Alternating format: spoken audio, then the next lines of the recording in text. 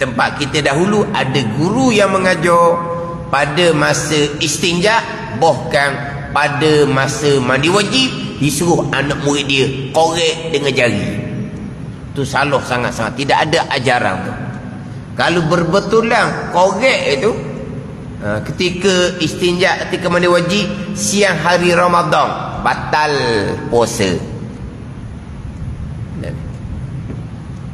Tapi kena-kena korek ni bukan hanya di tempat kita.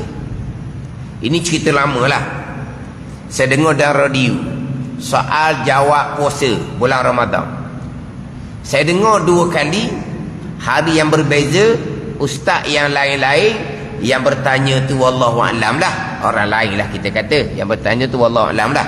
Tapi hari lain, ustaz lain.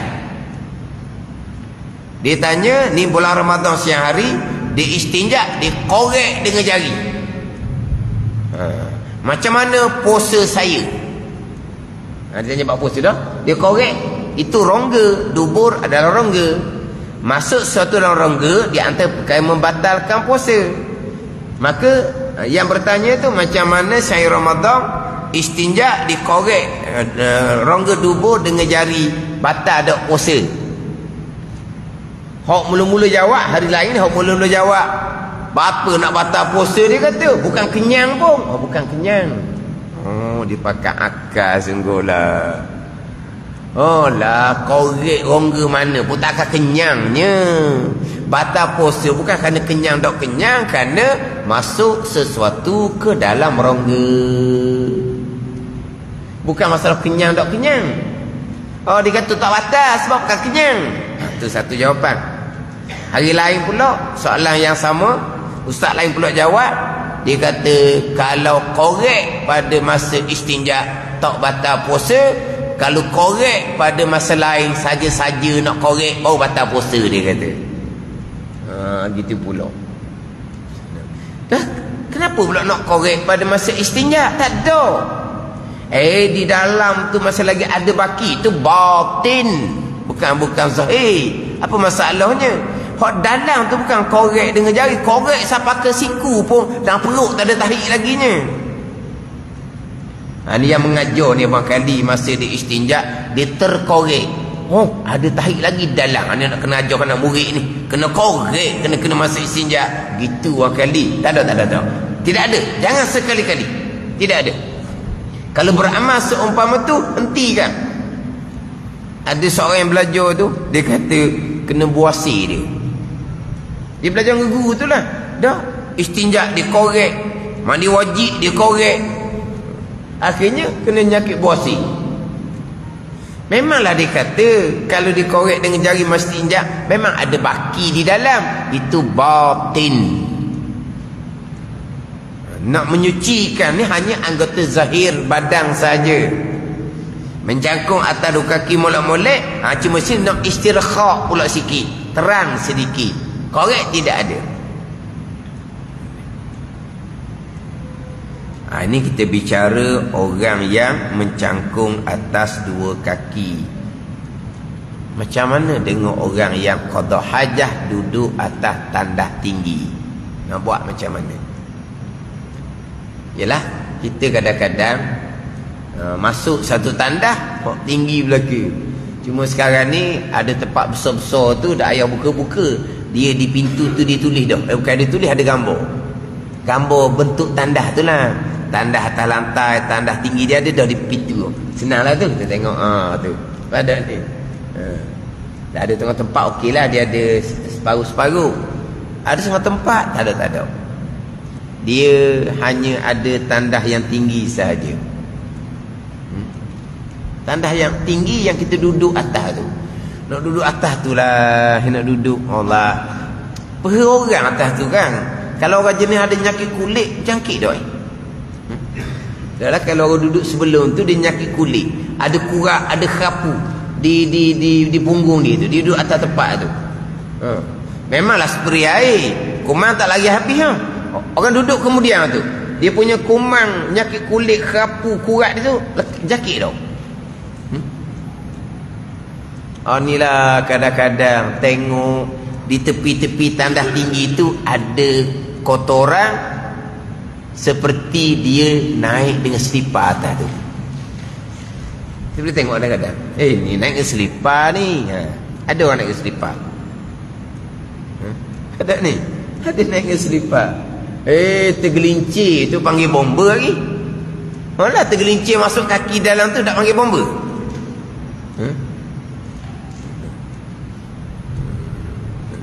Dulu tak ada tandas gitu. Tapi tandas tu perlu juga bagi orang uzur, bagi orang tak sihat. Dia perlu tandas tu. Sebab dia tak boleh mencangkung atas dua kaki. Dia tak ada tenaga. Memang perlu tandas tu. Tapi sekarang ni dak orang sihat pun pakai tandas tu juga. Dia pakai tandas tu pada masa qada hajat tak laju sebab dia tertutup. Ni problem ni pada masa istinja.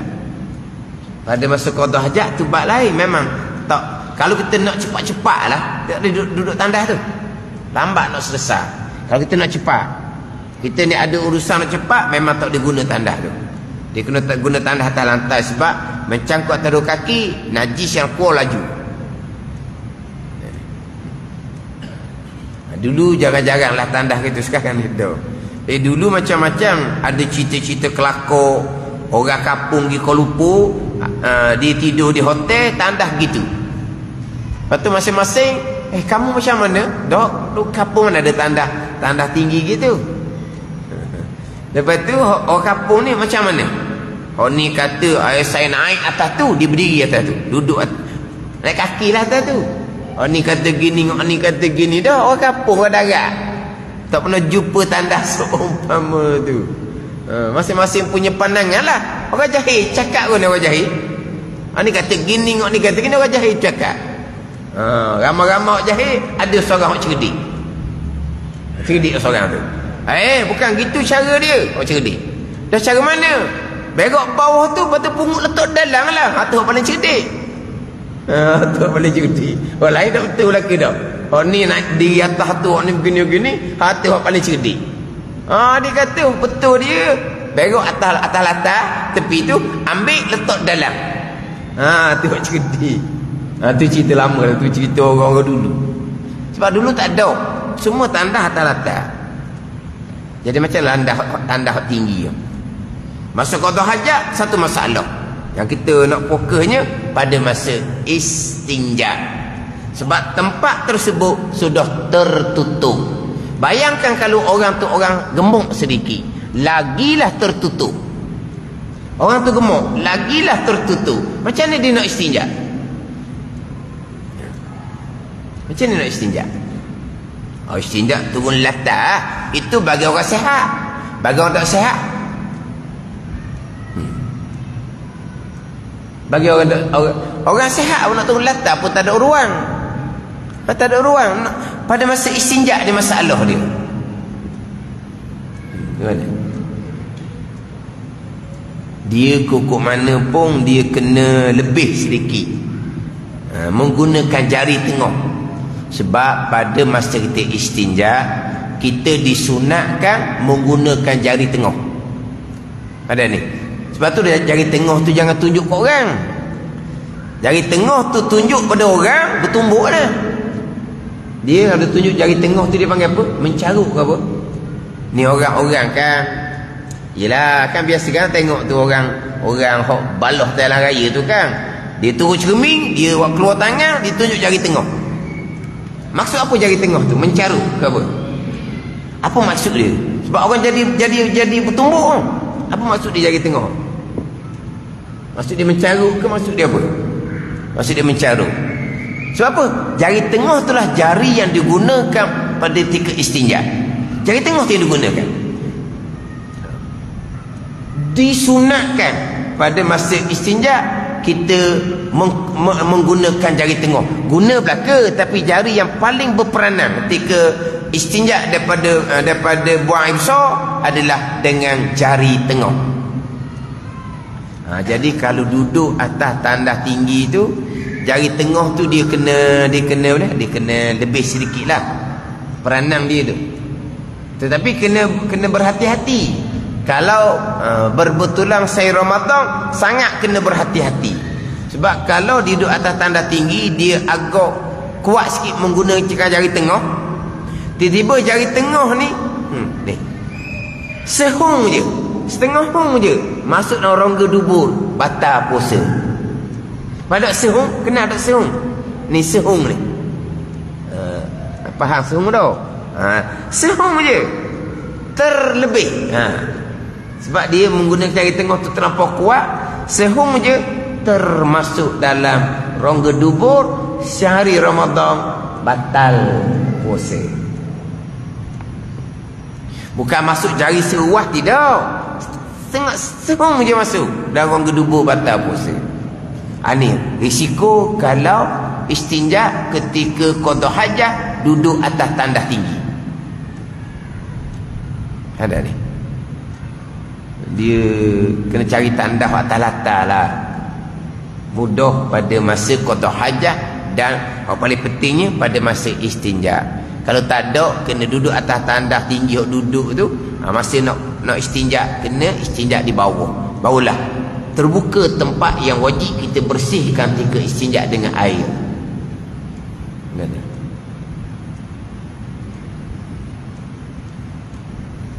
Ini belum cerita lagi orang yang gemuk apa semua, kadang-kadang tangan dia tak apa nak sapa. Waktu kena beralus belaka tu. Waktu kena beralus belaka tu. Dia gemuk, kadang-kadang tangan tak sapa. Macam mana cara? Itu cerita mencangkut kedua kaki. Kau duduk atas tandas tinggi pula, macam mana nak buat tu?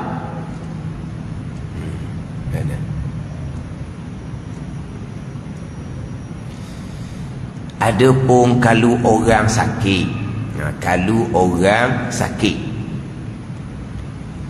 kalau orang sakit ni memanglah dia kena duduk atas tu lah, kena duduk atas tandas tinggi, kena duduk atas tandas tinggi orang sakit. Cuma orang sakit ni pada masa kita nak istinja dia tu, dia sukar sedikit lah, sukar, payah. Sebab bukan tuang dia buat. Kalau tuang dia uzur, dia tak boleh qada hajah atas tandas hak mencangkung, dia terpaksa duduk atas tandas tinggi, tapi dia masih lagi bertenaga untuk istinja sendiri, mudah sikit, ringan sikit. Tapi kalau istinja orang yang buat, istinja orang yang buat, tu agak sukar sebab tertutup. Ada ni, tak boleh nak memastikan.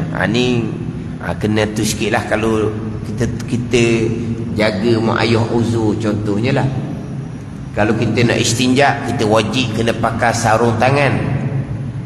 Kita nak istinja mak ayah kita wajib pakai sarung tangan. Jangan pula kata Allah geli ke basuh berok mak ayah. Mak ayah kamu dahulu basuh berok, kamu tak ada geli-geli pun. Kamu kena giliran kamu jaga mak ayah uzur, kena basuh berok mak ayah, kamu pakai sarung tangan, geli. Bukan, diharamkan kita menyentuh kawasan aurah. Bukan kita geli masalah nak basuh berok tu geli, bukan. Memang wajib kena pakai sarung tangan. Sebab haram kita menyentuh kawasan aurah, haram kita membuka aurah, dan haram kita menyentuh kawasan aurah. Jadi kalau orang tua yang duduk atas tandas tinggi itu pada masa qada hajah, kena tutup molek aurah dia dengan kain. Jangan tinggal keadaan telanjang gitu, jangan. Haram dosa tu.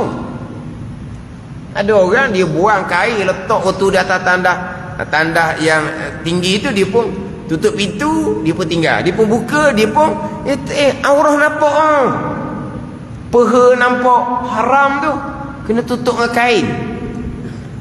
Aurah wajib kena tutup.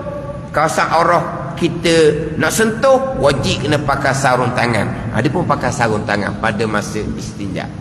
Tapi biasanya tak akan habis, tak kena belaka, tak akan habis, tak dapat habis.